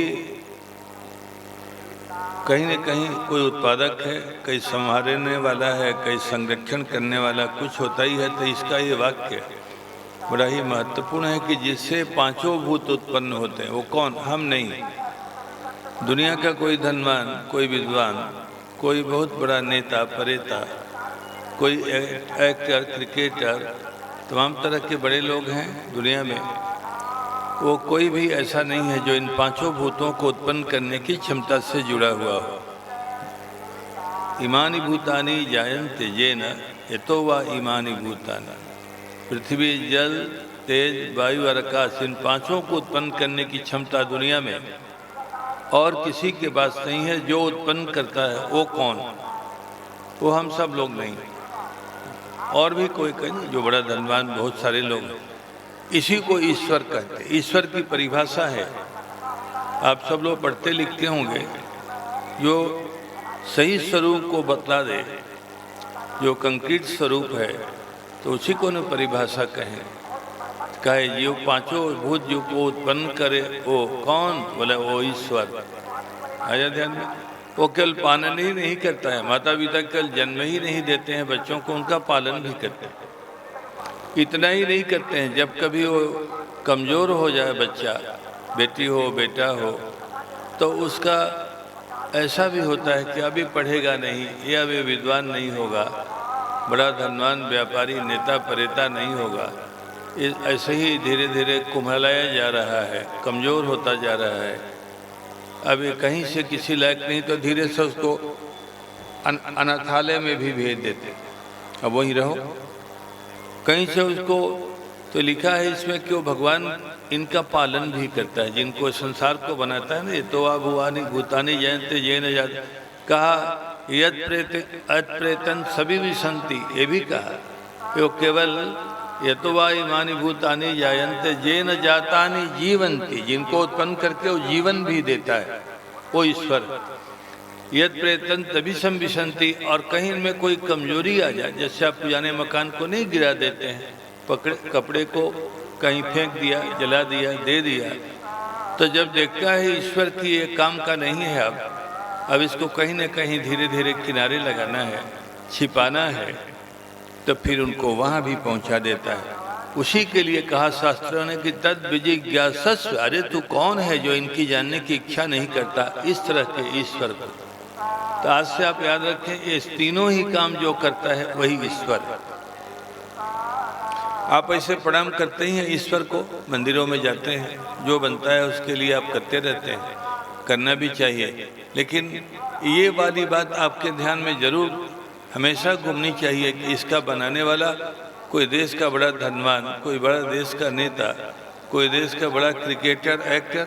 ये कौन एक नेता है ना जो बड़े अमिताभ, क्या मनोज, अरे वो जो बड़े एक्टर हैं है? ना भले अमिताभ बच्चन परिवार वाले ना, वो नहीं बनाते, बिग बी जिनको लोग बोलते हैं वही ना। तो भगवान की दया से कोई भी देश का, दुनिया का, चाहे वो न्यूटन हो, चाहे आइंस्टीन हो, अमुक हो, जो बड़े लोग हुए, किसी में क्षमता नहीं है कि पूरे संसार। एक दिन आइंस्टीन को मिलने के लिए एक देश के बड़े विद्वान गए, तो उन्होंने आदर दिया आइंस्टीन को, कहा कि आपने जो अनुसंधान किया वैसा दुनिया में कोई अनुसंधान, बड़े जोरदार हैं आप। आइंस्टीन ने कहा कि अरे क्या बोल रहे हो आप, ये गलत है। मैं जब एक चींटी को नहीं बना सकता, एक चींटी है, तो मैंने इतना बड़ा अनुसंधान किया, इसकी बड़ाई नहीं होनी चाहिए। मैं बहुत ग्लानि में हूँ कि मैं चींटी नहीं बना सकता, मैंने अनुसंधान किया और लाखों लोग राख हो गए जलकर उसके विस्फोट से, रोने लग गए आइंस्टीन फूट कर। और बेचारे विद्वान थे, उन्होंने कहा आप रोए नहीं। बोले आप क्या करें, नाचूं? मैंने कौन ऐसा काम किया जो दुनिया के लिए वरदान हो, दुनिया के लिए बहुत बड़ा लाभदायक हो, गौरव बढ़ाने? यही काम किया, अनुसंधान किया, विस्फोट हो गया और मर गए लोग। मैं यदि जानता कि यही होता है अनुसंधान, तो मैं भेड़ बकरी चरा लेता, गाय भैंस की सेवा करके जी लेता और कहीं छोटा से छोटा कर्म के जी लेता, लेकिन वैज्ञानिक नहीं बनता। और रोते ही रह गए। बहुत मनाया उस महात्मा ने, विद्वान ने। तब आपको ये बात बतानी है कि ऐसे संसार को बनाने वाले की बनाने की क्षमता जिसमें है उसी को ईश्वर कहते हैं। अब ईश्वर से किसी ने पूछा कि आपने संसार बनाया, लेकिन आपका सबसे बड़ा उत्पादन क्या है? ध्यान, तो मेरे प्रश्न का ध्यान हो रहा है ना? ईश्वर से ही पूछा कि आपने संसार को बनाया, ये पक्की बात है, कोई इसका विकल्प नहीं है। ये कोई और नहीं बनाया, न न्यूटन ने, आइंस्टीन ने, नामुक ने। आइंस्टीन ने तो अपना कह ही दिया कि हम तो एक कीड़ा नहीं बनाए और इतना विस्फोट किया कि मर गए लोग। तो फिर उन्होंने ईश्वर से ही पूछ लिया कि आपका सबसे बड़ा अनुसंधान क्या, आप बतलाइए। ईश्वर ने क्या जवाब दिया हो? ईश्वर ने कहा मनुष्य सबसे बड़ा हमारा उत्पादन है। मनुष्य जीवन से बढ़कर इस विशाल सृष्टि में तमाम पहाड़ हैं, बड़ी नदियां हैं, समुद्र हैं, पृथ्वी का इतना बड़ा भाग है, तमाम खनिज है, बहुत तरह की बातें। लेकिन ईश्वर ने कहा कि मेरा असंख्य उत्पादन है इस संसार में, लेकिन सबसे बड़ा उत्पादन हमारा मनुष्य जीवन है और उसमें हमारा सबसे बड़ा बाबा बलराम दास जी है। आज हमें देखिए हाजिर होना पड़ा। तो ये मैं कोई एहसानमंद इनको नहीं बना रहा हूँ कि मैं आया हूँ तो आप मुझे कहें कि हाँ हाँ बहुत अच्छा, मुझे आना ही था और पहले आना चाहिए था। आए? अरे भले आदमी, मेरा तो दम फूला हुआ था, कहीं गाड़ी ऐसा नहीं हो जाए कि रुकना पड़े कहीं। और अभी मैं गया था, वो कहाँ हम लोग गए थे? अच्छा, स्वामी अचलानंद जी एक महात्मा हैं, सेनाचार्य स्वामी अचलानंद जी। तो उनका मन था कि वहाँ जाने के पहले मेरे यहाँ जरूर आ जाना। तो मैंने कहा कि देखिए वहाँ जाने के पहले आपके यहाँ आ जाऊँ, इसमें कहें कौन सा आग्रह की बात है, मैं आऊँगा, लेकिन वहाँ जाना नहीं रोको। आज भी बहुत विलम्ब जो हो रहा था, केवल उनके कारण उन्होंने भी बहुत तरह का सब बना रखा है। मज़े की बात है, अपना जहाँ भगवान का मंदिर हो दिखलाते, यहाँ तक चलता, जहाँ वो बहुत अच्छा बनाया हो उन्होंने रहने वगैरह का, फिर अपना भंडार दिखलाने लगे कि यहाँ बन रहा है। लेकिन मामला तब गड़बड़ हुआ जो अपने बाथरूम दिखलाने लग गए। मैंने कहा कि मैं आपको पता नहीं काशी वाल हूँ, भले आदमी। और छोटी आयु में 13 साल का था तो 1967 में काशी आ गया। तब से मैंने पढ़ाई किया, बहुत लोगों को पढ़ाया, सारा जीवन लगा दिया। 1968 से गिनिए कितना हो गया, 2024 तक। तो एक बात तो मन घबराया कि कैसा ही बाबा जी है, मेरे को बाथरूम में इधर उधर घुमा रहा है। कहीं कहा थोड़ा एक कुर्सी पर बैठ जाओ, कभी कहें कि थोड़ा ये जल पी लो। मैंने कहा कि मैं प्रसाद पा के आया हूँ और अभी कुछ नहीं चलेगा। अभिप्राय मैं उस ईश्वर की ओर अब आपका ध्यान आकृष्ट करता हूँ। जब पूछा ईश्वर से लोगों ने कि आपका सबसे बड़ा उत्पादन कौन, कहा कि मनुष्य जीवन। क्या बात है, मनुष्य जीवन हमारा सबसे बड़ा उत्पादन है। फिर पूछा किसी ने ईश्वर से, ये तो बहुत बढ़िया है, बहुत सारे खनिज हैं, बहुत सारे से बगीचे हैं, फूल पत्तियां हैं, अमुक है, अनेक तरह के विभिन्न रूपों में सृष्टि का स्वरूप है, लेकिन संसार में बतलाइए आप ही मनुष्य जैसा कुछ है क्या? यदि यहाँ लोगों से पूछा जाए कि आपके परिवार में सबसे बड़ा जोरदार कौन है, तो जिनकी नई नई शादी होगी वो तो पत्नी का नाम बतला ही देंगे कि मेरी सबसे अच्छी पत्नी है। आज जब पत्नी पति में झगड़ा हो जाए तब किसका बतलाएंगे? तब बोले हमारे सासू जी हैं, वो बहुत बढ़िया है। ये नहीं कहा भगवान ने कि सबसे बड़ा उत्पादन हमारा संसार में और कोई नहीं, मनुष्य जीवन, वो जीवन हम लोगों को मिला है। लोग तमाम तरह छोटी मोटी बातों पर कमरा, छोटे और भी कोई संसाधन, गाड़ी, किसी के पास मोबाइल, ये सब संसाधन होते हैं, तो उसी को आदमी कहता है अरे हमारा मोबाइल। हमसे भी कई लोग बात पूछते हैं, महाराज आपके पास मोबाइल है क्या? मैंने कहा कि हमारे पास मोबाइल तो है, लेकिन हमें उसको चलाने नहीं आता। एक किसी ने हमें मोबाइल दिया, ऑस्ट्रेलिया से भेजा, अपने परिवार की, भक्त परिवार की बच्ची है। मैं बहुत मनाया कि देवी मान जाओ, मैं मोबाइल बहुत कम व्यवहार करता हूँ, आज तक कोई महंगी वस्तु हमने उपयोग नहीं किया। लेकिन वो मानी नहीं। 1,25,000 रुपये का एक मोबाइल वहाँ से उसने भेजा अपने मम्मी पापा को भेज कर। वो हमें आता ही नहीं, उसका कान दबाना, नाक दबाना वो, क्योंकि वो बहुत फंक्शन उसके ज़्यादा कठिन है, ज़्यादा है। अब सब हल्ला मचा के महाराज तो अब मोबाइल उठा ही नहीं रहे। मैंने कहा कि तू लोग भले आदमी हो कि क्या हो, मैं इतना सियाना हो गया, न जाने कितने लोगों को उठाया, पढ़ाया, प्रोफेसर बनाया, तमाम गतिविधियों में। मुझे जो जेवी जी कृष्णमूर्ति ने जो मुख्य चुनाव आयुक्त थे, तो उनको मुझसे प्रेम बहुत था। एक बार दिल्ली में कोई संगोष्ठी थी, तो मैं जा नहीं रहा था विद्वानों के। लोगों ने कहा कि नहीं आप आए तो ही गोष्ठी करेंगे, विद्वानों की एक संगोष्ठी। तो वहाँ मुश्किल से गया तो एक झोला लेकर के आए हो। तो मैंने कहा मिठाई लाए हो क्या? उनको पूछा, जेवी जी कृष्णमूर्ति को। उन्होंने कहा कि मिठाई नहीं लाया हूँ, जब आप बीमार हो जाएंगे तो उसके लिए दवाई लेके आया हूँ। और दवाई क्या थी? इतने सुंदर हैं वो गणेश जी, प्योर चांदी के हैं, बड़ा वजनी स्वरूप, एकदम वैसे जैसा होता है उनका आगे का भाग, भीतर का भाग। तो भगवान की दया से मैंने कहा कि अब फिर क्या करूं इसको? तो उन्होंने कहा कि किसी को देना नहीं, आपका स्वभाव बड़ा विचित्र है, जल्दी निपटा देते हैं, इधर दे दिया उधर, देना नहीं। देखो गणेश जी कैसे हैं, बहुत सुंदर, वजनी भी और प्योर चांदी के, उसमें कोई धातु नहीं मिला करके उस आदमी ने। अब वो दे तो दिया उन्होंने और कहा कि देना नहीं किसी को। वो मुख्य चुनाव आयुक्त थे जेवी जी कृष्णमूर्ति। आज ही मैं कह रहा था कि मेरा स्वभाव ये ठीक नहीं है। जब उनको ले लिया, रखा भी है, किसी को दिया नहीं, बेचा नहीं, तो उनको टेलीफोन तो करना चाहिए कि हाँ मेरे पास है और कैसे हैं आप। कई साल हो गए मैंने उनको एक टेलीफोन ही नहीं किया। अब मैं सोच रहा हूँ कि कभी मुलाकात होई तो मेरी मैल वो जरूर छुड़ाएंगे कि ऐसे भी होते हैं क्या साधु महात्मा। मैं ले करके झोले में उठाकर और कैसे कैसे खरीद करके लाया, लेकिन आप एक दिन जैसे हेलो भी नहीं किया आपने। तो भगवान की दया से हम लोगों को भगवान ने ये जीवन दिया है। बतलाइए, यदि कोई बहुत बढ़िया चीज़ दे दे तो आदमी जीवन भर आभारी रहता है, और हमें मनुष्य जीवन दे दिया ईश्वर ने, हम क्या करते हैं? हम आभारी हैं क्या? जबकि छोटे से नौकर का भी आदमी आभारी हो जाता है। बच्चा थोड़ा सियाना होकर पढ़ने लग गया तो उसका भी हो। मैंने भी बहुत सारे लोगों को पढ़ाया है। कोई गतिविधि रुक तो नहीं रही है ना अपनी, कहीं चक्कर वगैरह तो नहीं लगाना है। यदि कोई होता हुआ हो, मैं कहाँ जा रहा हूँ, मैं तो जब आप कहोगे कि जाओ तो ही जाऊँगा नहीं सही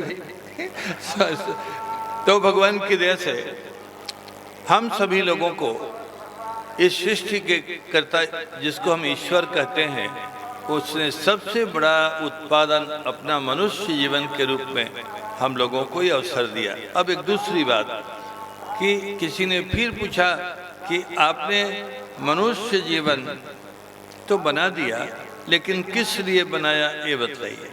तो भगवान ने कहा हम अपने जैसा बनाने के लिए मनुष्य जीवन संसार में बनाया, अपने जैसा बनाया। वो तो हर दृष्टि से सर्वोत्कृष्ट है, माने उसकी ईश्वर की जो अवस्था है उससे बड़ी अवस्था तो कुछ हो नहीं सकती। अभी कभी आपने पढ़ा होगा, जब भगवान के यहाँ जब मुक्त होकर जीव जाता है तो भगवान सबसे पहले उसको सारूप्य नामक मोक्ष देते, सुंदर बना देते हैं, सबसे ज़्यादा सुंदर। आप लोग भी बैठे हैं, सभी लोगों को भगवान ने दिया है रूप रंग, लेकिन ईश्वर जहाँ कोई मोक्ष धाम में पहुँचा तो सारूप्य नामक मोक्ष माने रूपे साम्यम सारूप्यम, अपने रूप जैसा जीव को रूप दे देते हैं। समझ में आ रहा है ना? ईश्वर तो सुपरलेटिव डिग्री के सुंदर है, माने सबसे सुंदर तुरंत दे देता है। हम लोगों के माता पिता में क्षमता नहीं थी कि वो अपने जैसा सुंदर बेटे को बना सके। अनायास जन्म हो गया और हो जा, वो अलग बात है। किसी माता पिता की क्षमता नहीं है कि जैसे वो पिता धनवान है तो बेटे को बना दे, हो गया तो ठीक है, नहीं तो जो बना हुआ है वो भी बेच के खा गया, पी गया, अमुक हुआ, लफंगा हो गया, तमाम वो। भगवान अपने जैसा भी सुंदर हम सभी लोगों को जो ईश्वर संसार बनाया है, मनुष्य बनाया, अपने जैसा सुंदर भी भगवान की का ये वाक्य है, मैं चाहता हूं कि जैसे मैं हूं वैसा ये जीव भी हो जाए। कितनी बढ़िया बात है नहीं? कोई है, बहुत होगा तो आदमी थोड़ा धन दे देगा, घर बना के दे देगा, एक दुकान बना के देगा, ये कौन देगा? किसकी क्षमता है कि ईश्वर जैसे बना देता है, अपने जैसा सुंदर कल्पना करता है, उसके लिए चिंतित है, प्रयत्नशील है। भगवान ने हम लोगों को अपने जैसा बनाने के लिए, अब यहाँ मुख्य बात पर आ जाइए कि भगवान की दया से हम उसके संकल्प की पूर्ति कैसे करें, हम कैसे भगवान जैसे सुंदर हो जाए, कैसे हो जाए। एक वाक्य हम लोगों ने पढ़ा है दर्शन शास्त्र में कि जब भगवान खुश होते हैं तो मोक्ष देते हैं। जैसे कोई खुश हुआ, अभी बाबा खुश हैं बल्लभ, मैं अभी सब लोगों को सुनाते रहता हूँ। वो आज भी, ये अभी पिछले दिनों में गए थे मेरे पास, तो मीठा वगैरह लेके गए। अभी मैं भी आने वाला था तो सोच के आया था कि अभी मैं बनारसी मिठाइयों को लेके आऊँगा और बाबा जी को खिलाऊंगा, लेकिन वो फिर मेरे ध्यान से हट गई। जो लोग गए थे काशी उनको भी कहा नहीं, वहाँ मिठाइयाँ बहुत अच्छी बनती हैं, बहुत बढ़िया मिठाई। आप कभी बनारस की खाए कि नहीं मिठाई? तो मैंने पहला मन बना रखा था कि जब यहाँ आऊँगा तो इनके लिए उतने डब्बे लेके आऊँगा जितने डब्बे लेके गए थे और वो मिठाई खिलाता बैठकर, ऐसा नहीं कि रख देता और कहा कि मैं आ रहा हूँ जा रहा हूँ, ये सब नहीं। बैठकर खिलाने का एक बड़ा आनंद अलग है। तो बैठ के खिलाता, ये भी हमें पूरा डांट डपट करके भी खिलाते हैं, ऐसा नहीं कि खिलाते, बोले नहीं खाना ही है। अब मैं क्या करूं, इतना प्रेम कोई करता है और कहे खाना ही है, तो मैं कैसे बोलूं कि नहीं खाना, जबकि हमारे खाने का बड़ा एक संयम नियम है, यही खाना दो ये वो सारा। लेकिन इनकी बात को तो भगवान की दया से भगवान ने वो जब दे दिया अवसर की बतलाइए कि आपको हमारे जैसा बनना है, तो ऐसा कौन देगा? भगवान ने कहा हमें अपने जैसा बनाना है इसको। तो जब जाते हैं लोग भगवान के धाम में तो उनको अपना वाला रूप दे देता है, बराबरी का रूप। ये भी मोक्ष का स्वरूप है। इसको विद्वानों की भाषा में सारूप्य नामक मोक्ष बोलते हैं। रूप में समानता, रूपे साम्यम सारूप्यम, रूप में बराबरी। कोई चाहते हुए भी अपने बेटे को सबको सुंदर नहीं बना सकता, मैंने वो तो बन के आ गया है, वही रहेगा। इसीलिए हम तो कभी वो प्रयास ही नहीं करते। आपको कभी कहा कि हमने जब से होश संभाला कभी साबुन नहीं लगाया, पाउडर की तो बात ही छोड़ी और लिपस्टिक की तो बिल्कुल ही छोड़ी कभी मैंने साबुन नहीं लगाया। तो लोग बोलते हैं आप कभी साबुन नहीं लगाते। मैं बोलता हूं कि देखिए, मुझे पता है कि जो अंग दिया हुआ है ईश्वर का, वही अंग रंगना है। उससे ज़्यादा बढ़िया रंग हम कोई हमारा मिलने वाला, हमको मानने वाला नहीं बना सकता। ना हम कोई दवाई खा करके बना सकते, ना अमुक, ना हमें शौक है। तो भगवान ने जो रूप दे दिया उसको हम ऐसे ऐसे मल कर, और कौन सा सौंदर्य लेना है, कौन सा चमड़ा लेना है, ये गलत बात है। आज तक हमने कभी साबुन नहीं लगाया। आ गया ध्यान में? पाउडर की तो बात छोड़िए ही, हमें पता ही नहीं है कि पाउडर कहते किसको है। पाउडर वगैरह कोई खरीद के रखते हमारे यहाँ, तो दूसरे जो बच्चे हैं ना, आश्रम में बहुत सारे लड़के रहते हैं, वो अपने ही लगा लोगों के ठीक कर देते हैं। कोई पूछे कि तू उन्होंने क्यों लगा लिया, कहा कि मालूम है महाराज लगाते नहीं थे, खराब ही हो जाता था, इसलिए मैं नहीं लगा लिया। तो भगवान की दया से, भगवान के दिए हुए रूप में जीवन में अब हमें हमारा इतना कौन सा अधिकार और योग्यता है कि हम उसको थोड़ा और ऊपर नीचे करें। तो भगवान ने हम सभी लोगों को अपने जैसा सुंदर बनाने के लिए ये हम लोगों को जीवन दिया। तो लिखा है वहाँ की जो भक्ति करेगा भगवान की, जो शरणागति करेगा, तो भगवान उसको खुश होकर मोक्ष दे देते। ये वाक्य सुनिए, भक्ति प्रपत्तिभ्याम प्रसन्नो ईश्वर मोक्षम ददाति। जीवन की जो सर्वोत्कृष्ट अवस्था है उसी का नाम मोक्ष है। मोक्ष प्राप्ति के बाद हम लोगों को तो बीमारी मिलती है, थोड़े दिनों के बाद हट भी जाती है, फिर आ जाती है ना। अस्थाई ऐसा स्वास्थ्य मिले जब जिसमें कभी दूसरी बीमारी का प्रवेश नहीं हो, ऐसी बीमारी आवे जो बहुत लंबा तक नहीं, थोड़े में आई गई, जैसे बिजली के बिल, बिजली के करंट आते हैं और चले जाते हैं। अब ये मेला लगा है, देखिए कितना परिश्रम, धन और सारी भागीदारी करके इस परिसर को सजाया गया है। एक परिसर से मैं और भी आ रहा हूँ। अभी मैंने विनोद में कहा था कि घुमाते घुमाते कहाँ पहुँचा दिया वहाँ के महंत ने, तो वो आपको नहीं सुना पाऊँगा। अभी एक बड़े महात्मा हैं सेनाचार्य जी, हम लोगों के हितैषी हैं, प्रेमी हैं, तो वहाँ मैं गया था। तो वो तो ऐसे लगे हुए कि लगता था कि यहाँ विलम्ब हो ही करा ही देंगे। तो मैंने अंत में उनको कहा कि सुनो बाबा जी, मुझे जाना है वहाँ पर, और जाना है तो मुझे छोड़ो भले आदमी, नहीं तो हमें अपने से भी गाड़ी में बैठने आता है, बैठ जाऊँगा, मेरे आई हैं गाड़ियाँ तो बैठ जाऊँगा। तो बोले कि नहीं ऐसा मत करो, नहीं तो सब लोग कहेंगे महाराज नाराज होके चले गए। भगवान का दिया हुआ ये जीवन याद रहे, दुनिया का सबसे बड़ा जीवन, भगवान का दिया हुआ ये संसार दुनिया का सबसे बड़ा उत्पादन है। हम सब लोगों को दुख भी आता है, चला जाता, फिर आ जाता है, सुख भी आता है, कुछ दिनों तक रहा, फिर चला जाता है, पता नहीं अब कब आएगा। तो ये हम लोगों का कर्तव्य है कि हम लोगों ने ऐसे अवसरों का लाभ उठाकर अपने जीवन को, जो ईश्वर की इच्छा है कि वो प्रसन्न हो हमारी भक्ति और शरणागति से और हमें मोक्ष दे। केवल भक्ति और शरणागति को ये अधिकार नहीं है कि मोक्ष दे दे। यहाँ वो भक्ति शरणागति प्राप्त हुई, इन दोनों से पर भगवान प्रसन्न होते हैं, उन मोक्ष देने का अधिकार उन्हीं को है। आया ध्यान में आ रहा है ना? भक्ति जब हम भगवान का के लिए तमाम जो संसाधन है भक्ति के, उनका जब अर्जन करेंगे तो हमें भगवान की भक्ति प्राप्त होती है, शरणागति प्राप्त होती है भगवान की। लिखा है गीता में, कभी पढ़ा होगा कि भगवान माम भजस्व माम अनित्यम असुखम लोकम इमं प्राप्य भजस्व माम। ये संसार अनित्य है, नाशवान है, नहीं, और सुख मिलता तो है, मात्रा कम है, सुख की मात्रा कम है, दुख की मात्रा ज़्यादा है। जैसे आप कोई काम करें तो ऐसा नहीं कि घाटा नहीं लगे, केवल पैसा ही की कमाई होती जाए। आज मैं दो वहाँ पर जब मैं चलने लगा तब समस्या थी ना कि क्या वो खिलाना चाहते हैं, क्या लोगों ने बतलाया होगा कि महाराज प्रसाद पाक के आए हैं वहाँ से, तो देखना ज़्यादा इधर उधर नहीं करना उनको। तो थोड़ा सा एक प्लेट ला दिए ड्राई फ्रूट का, धो धा करके, उसमें से एक काजू मैंने उठा लिया और थोड़ा सा ऐसे कुछ एक आध टुकड़ा डाल लिया। वो कहा और लीजिए ना, ये प्लेट आप ही के लिए है। तो मैंने कहा कि जब पहलवान होना होगा तब तो 2 किलो खा जाऊंगा, लेकिन आज तो 2 ही पीस बहुत है।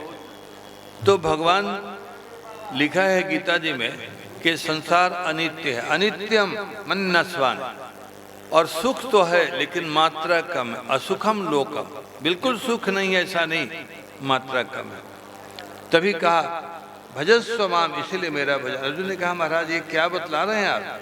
कहा कि बता रहा हूँ कि भले आदमी तुम्हें भजन मेरा करना है तो उसका आधार क्या है कि संसार नाशवान है और यहाँ सुख की मात्रा। अब हम सब लोगों को अनुभव है, आपको भी, जितना दुख मिलता है शरीर में, जीवन में, कभी धन का, कभी बीमारी का, कभी परिवार का, कभी कुछ, कभी कोई अपमान कर दिया, कोई पद चला गया, नहीं होता रहता तमाम। तो ये इसीलिए तुम भजन करो। जो कारण के बिना ही बात कहे, पुष्टि नहीं करे अपने कि जो मैं कह रहा हूँ उसका आधार क्या है, तो पढ़ा लिखा आदमी नहीं माना जाएगा। कह दिया भगवान ने भजस्व माम, मेरा भजन करो। अर्जुन ने कहा कि कारण बतलाइए, कारण बतलाई। विद्वान में सामान्य व्यक्ति में ही अंतर है। जहाँ विद्वान कोई बात करेगा तुरंत हेतु बोले, हेतु समझते हैं ना, कौज, अब कारण बतलाएगा। इतना ही नहीं, उदाहरण बतलाएगा कि एग्जाम्पल भी बतलाएगा, तो हेतु भी बतलाएगा, उदाहरण बतलाएगा, फिर कहेगा कि ये करिए, ऐसा करिए। तो भगवान ने कहा कि देखो तुम मेरा भजन करो, तो हम सब लोग भी ऐसे ही प्रामाणिक बात करें तब तो मामला चले, लेकिन ऐसे ही कहते रहे। किसी को कहा जाए कि आप पहलवान हो जाएंगे, विद्वान हो जाएंगे, खूब काजू खाइए, तो चलेगा क्या? पता चले वो बीमारी हो जाएगा। तो आज हम बड़े डरे आए हैं, बहुत ज़्यादा खिलाना नहीं। हाँ ये ठीक है, कह रहे हैं कि नहीं बिल्कुल नहीं खिलाऊंगा, तो इनको ये नहीं पता है कि मैं भंडार स्वयं खोज लूँगा, हमें पता है कहाँ माल मटेरियल होगा, अपने ही हैं, तो इनसे क्या संकोच की। तो भगवान की दया से हम लोगों को इस संसार में भगवान अपने जैसा बनाने के लिए इसीलिए लिखा है कि भक्ति प्रपत्तिभ्याम प्रसन्न, इन दोनों से प्रसन्न होता है, शरणागति और भक्ति। फिर क्या होता है, प्रसन्न होकर हमें मोक्ष देता है। जब मोक्ष मिल गया तो अब कुछ नहीं चाहिए, सबसे बड़ा पद है वही भगवान। ये सारा जो प्रयास है आप देख रहे हैं, तीर्थराज प्रयाग, वहाँ की सारी गतिविधियाँ, और यहाँ ये तो आप देख ही रहे हैं, आप भक्तजनों ने कितना प्रयास किया होगा। तो ये दिव्य धाम, ये तीर्थराज प्रयाग का भी दिव्य धाम हो गया। दिव्य धाम तो है ही है, मोक्षपुरी है। मैं भी काशी में रहता हूँ और इसी के लिए यहाँ आया था कि कुछ दिन यहाँ रहूँगा, तो रह लिया। एक आध दिन और रह करके मुझे गुजरात जाना है, वहाँ कोई यज्ञ है, उसमें संपादन में लगना है। पक्का वाला काम था कि नहीं यहाँ आकर के जाना है सारा, तो ध्यान में था। एक भगत कोई यहाँ से, अच्छा वो आप ही का टेलीफोन आप करते थे, तो ये करें आप, फिर हमें ये बताएं कि महाराज का टेलीफोन आ रहा है, कब चलना है। मैंने कहा आप निश्चित करिए, अब चलना ही चलना है, वहाँ गए बिना अब गुजारा नहीं है, नहीं तो पार्टी से निकाल दिए जाएंगे। तो भगवान की दया से हम लोगों को भगवान ने जीवन दिया, इससे बड़ा कोई जीवन की उपलब्धि नहीं हो सकती, कोई उपलब्धि नहीं। इसीलिए शास्त्रों में पढ़ाया जाता है कि भगवान जब खुश हो जाते हैं भक्ति और प्रपत्ति शरणागति से मोक्ष देते हैं। भक्ति में स्वयं मोक्ष देने का नहीं, वैसा होगा यहाँ भक्ति प्राप्त करेगा, यहाँ भगवान की दया से शरणागति प्राप्त करेगा, इसके बाद यहाँ भगवान के पास वो विभाग है मोक्ष देने वाला।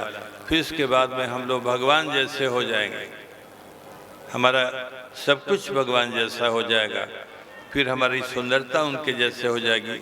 हमारे रहने का जो आवास है ये भी पढ़ाया जाता है शास्त्रों में। भगवान जैसे वो क्वार्टर में रहते हैं ना, जिस तरह के दिव्य स्थल में, वो जो जाता है जीव उसको वैसा दे देते हैं।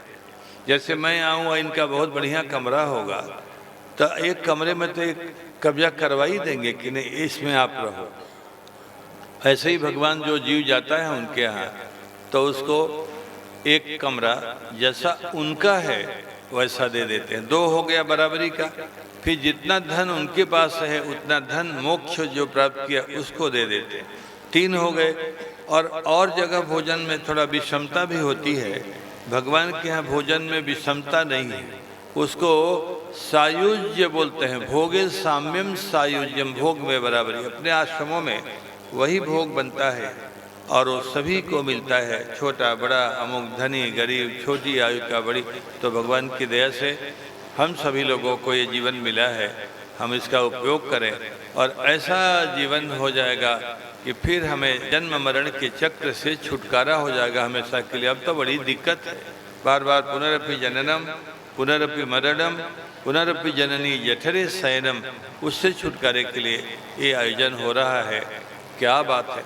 मेरी परिकल्पना से वहाँ से कुछ तो सुनता रहता था, आपने भी कुछ ऐसे ज़्यादा हमको नहीं ज़्यादा सुनाते हैं और सारा, लेकिन कुछ छिपाने की बात नहीं है। लेकिन हमारी परिकल्पना में इतना विस्तार अमुक अमुक वो सब नहीं था और वो अपने हाजिर हो गए।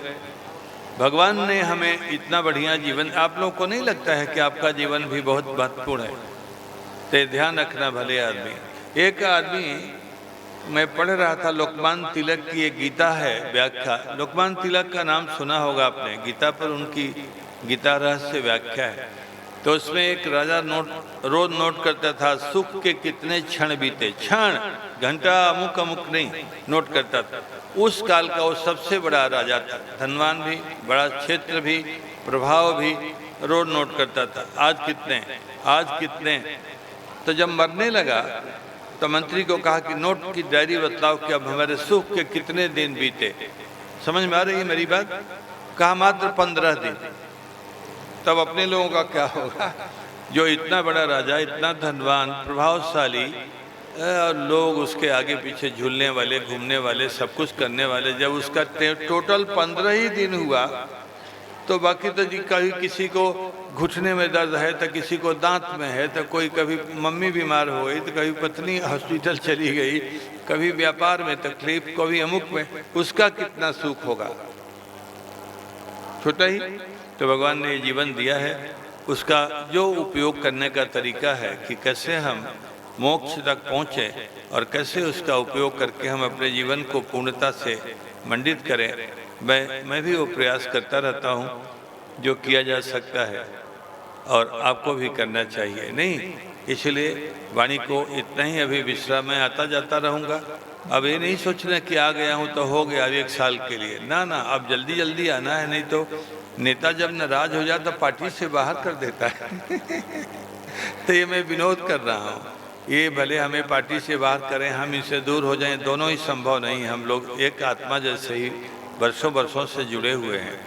मैं वृंदावन में भी जाता रहता हूँ और आपके यहाँ वहाँ जाना आना, प्रसाद पाना, सब जगह रहना, घूम सब कर। अब की बार इस बार मैं यहीं आने का मौका मिल गया। वैसे हमें सुनना बहुत पड़ता है, इनसे बोलते रहते हैं, इतनी देर कर देते हैं, रोज़ ही एक तरह से मोबाइल से जय श्री राम कहते हैं, लेकिन मैं कभी नहीं करता हूँ तो गलत है। नहीं, हमें करना चाहिए। तो इसलिए नहीं ऐसा कि मैं मोबाइल बचा रहा हूँ, वो थोड़ा मेरी अपनी अलग तरह की व्यस्तता रहती है, इनकी अलग है। मैं बहुत सारे लोगों में पढ़ना पढ़ाना ये वो तमाम लोगों का, तो कोई नहीं, आज यही वाणी को विश्राम देता हूँ और भगवान से प्रार्थना करता हूँ कि हम सभी लोगों को जो सबसे बड़ा फल है जीवन का, मनुष्य जीवन का, वो प्राप्त हो। ठीक है, जय श्री राम, जय श्री राम।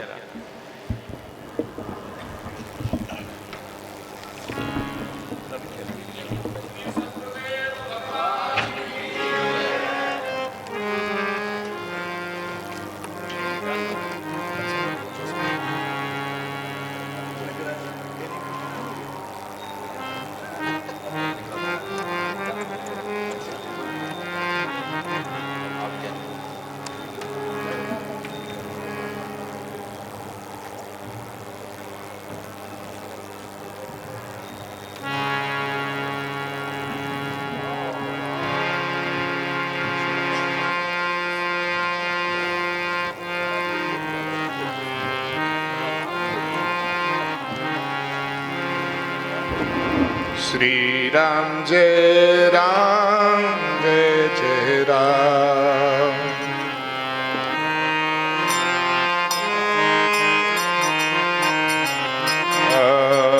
श्री राम जय राम, जय जय राम। राम जय राम, जय जय राम।